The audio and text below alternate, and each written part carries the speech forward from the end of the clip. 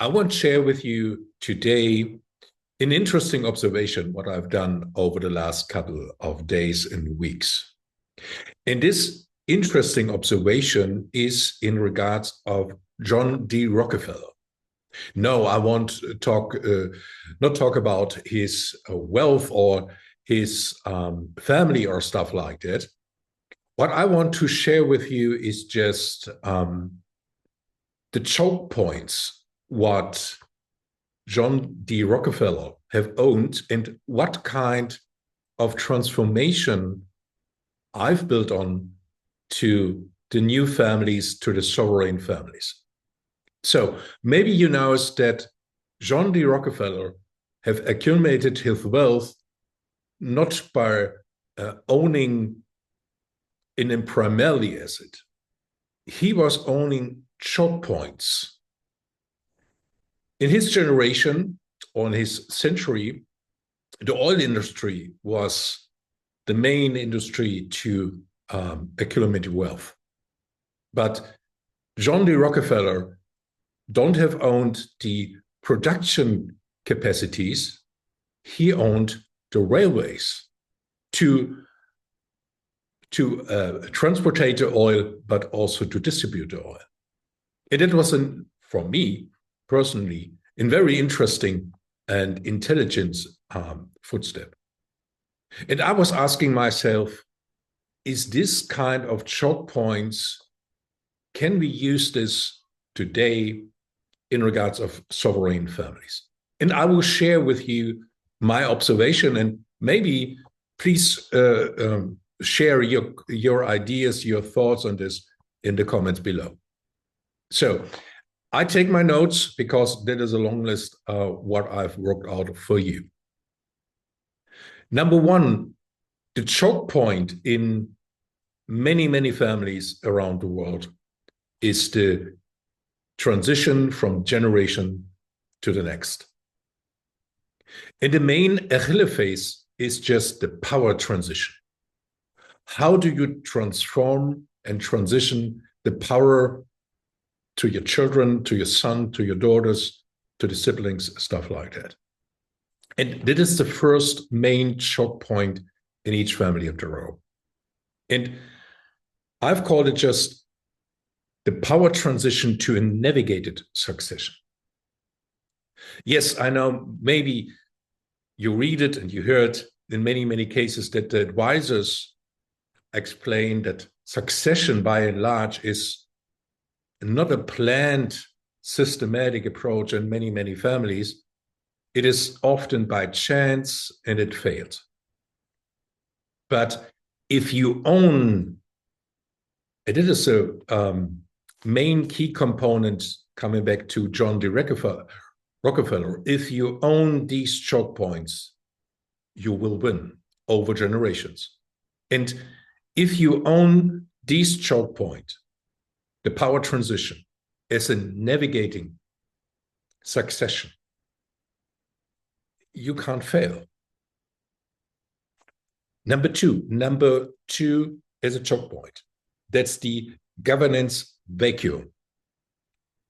And if you implement a sovereign governance architecture, you know, governance by and large is a very big word. Many people use this. And if you put this just in a very simple sentence, governance is just how do you communicate inside of your family? How do you communicate outside of your family? And how do you make decisions together? Yes, it sounds like very easy. And maybe you reply on this comment to me and say, yeah, in some cases, that isn't just easy. Yes, I follow you. But if you have an architecture to communicate, to make decisions, who make the decisions, who is responsible, and the decision itself is maybe depend, what is actually the impact, what you want to achieve over generations? Is it just a strong bond to make the best decision today, what you can make. So choke point number 2 is the governance vacuum, and transform it just to a sovereign governance architecture. Choke point number 3, that's the transformation from legacy to lineage, or legacy versus lineage.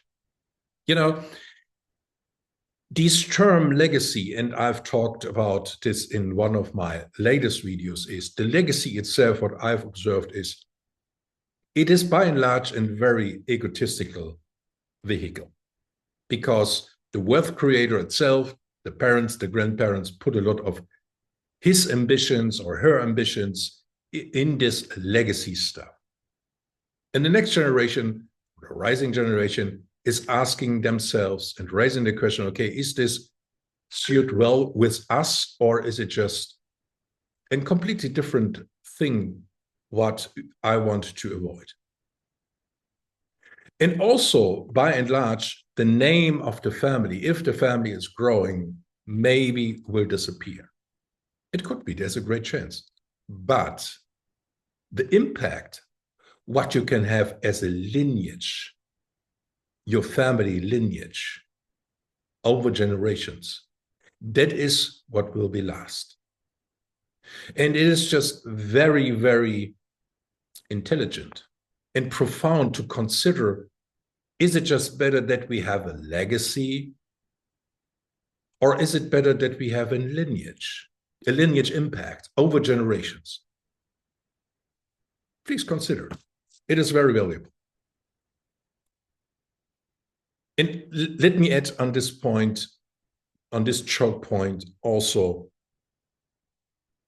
the power of considering the next 7 generations and implement a 7-generation thinking in your family through the governance framework. It is very powerful. Yes, it is not easy, but in the end of the day, what is easy in this world? Nothing. It is just better to say, okay, how I can confront this and how I can challenge this and how I can participate from the outcome. Is it just even better for us as a family and for each individual, for each family member? Or is it just worse in what we can change? Please consider. That is a very, very important point. Number 4, the fragmentation. The fragmentation, what I see, is a very, very large choke point. And what I mean by fragmentation, from my observation, and coming back to the first choke point, the succession. Many succession fail also on the matter of the fragmentation of solutions. And I put it just in a broader scope. Fragmentation is also the question, how many silos do you have in your family system? And I don't mean just the family members itself. I mean just how many advisors do you have, and they act just in their own silo. And they make also only silo decisions in their own silo. And they are afraid to make decisions or put all dots together. What I've observed, that is a very, very critical point if it comes to the succession, the fragmentation of these solutions, pathways. In many cases, nothing go hand in hand to come to a very profound result to make the succession itself very successful. Yes, I won't blame these advisors. You as a family have also the responsibility to ask yourself, okay, if we have, or if we observe we have too many silos, how we can break down these silos, how we can use the advisors what we have as a powerful force to make the succession for us successful, not in this generation, but also in the next. And that comes to the question, do you have a system for this? Yes or no? very few families, the best of the best, yes, they have implemented a system. Or in many cases, they don't talk about a system.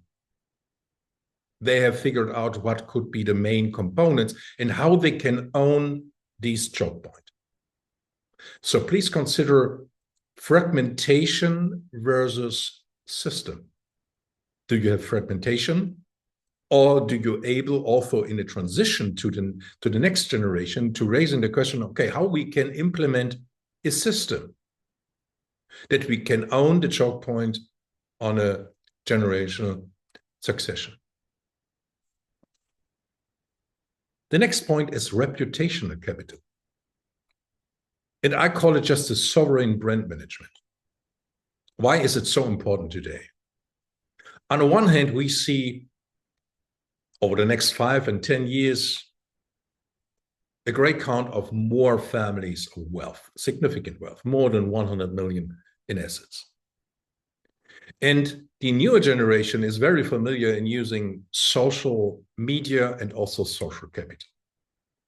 And it is very easy today to go in the internet and make a search on a family member, on a family or stuff like that, what they are doing, what they are not doing, what they're afraid of doing and stuff like that. There is a negative component, yes, but also there's a positive component. If I put you just in a picture that you can use your lineage impact as social capital, what do you want to achieve over generations? What is your family standing for?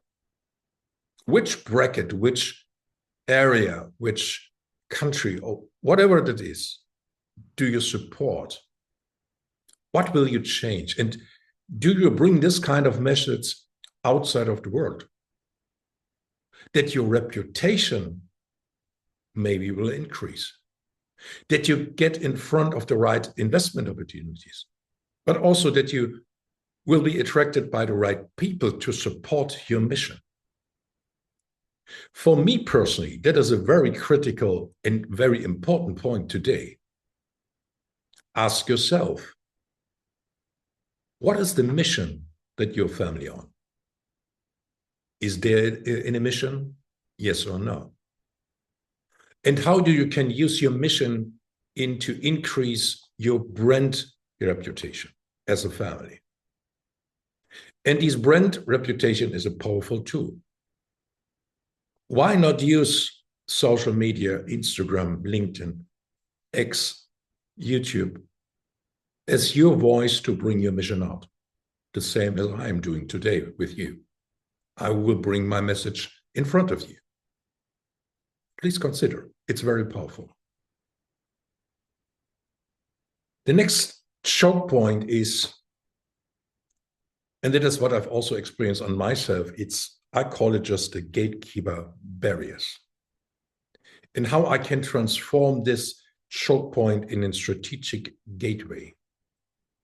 What I mean by this. Do you consider or do you convince that your advisors, your gatekeepers, hold information back from you or give you access to the best opportunities possible, to new perspectives, yes, to new investment opportunities, but also that you can broaden your scope, your horizon, that you face these challenges just even better through your gatekeepers. I hate these word gatekeepers. It's just, is there a co-architect available on my side? Yes, and that could be the lawyer, the estate planner, the tax lawyer, the concierge, whatever. The main question is this individual holding you back from very important information? Or do you convince that individual do you trust on, give you access to the best information available?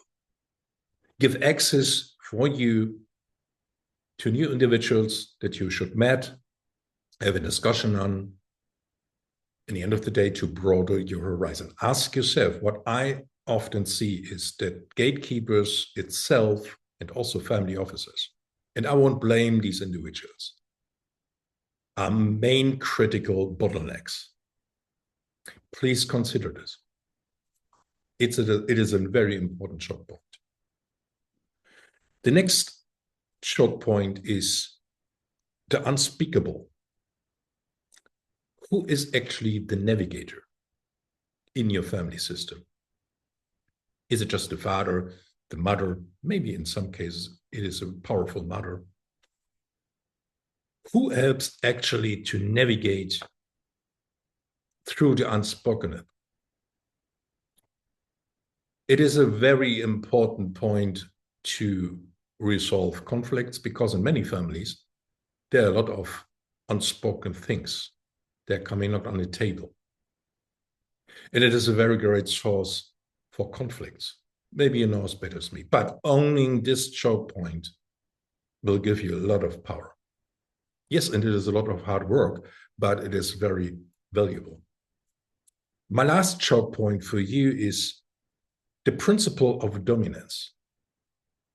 The principle of dominance is coming back to the point social capital. What I've described is what kind of regions, what kind of bracket, what kind of specific challenge do you want to dominate, to change on over generations? Maybe this list is very helpful. And if you want, I can send this list of these choke points to you as an PDF, and that you can read it at your own self.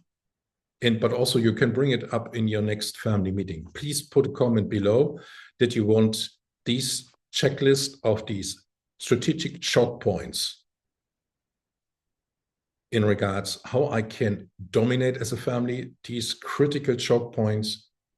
And I put some comments on the actions, what you can do to make this happen.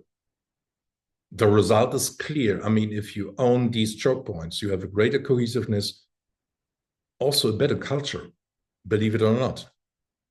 And you are in a sovereignty. You are 100% in a control. And you own these critical choke points. So once again, if you want to have this list, I'm happy to share it with you. Please put a comment below or send me just an email. You can reach me out on LinkedIn, but also you can reach me directly here on this YouTube channel. And I'm happy to share this with you, and please use it. For now, be great. Until next.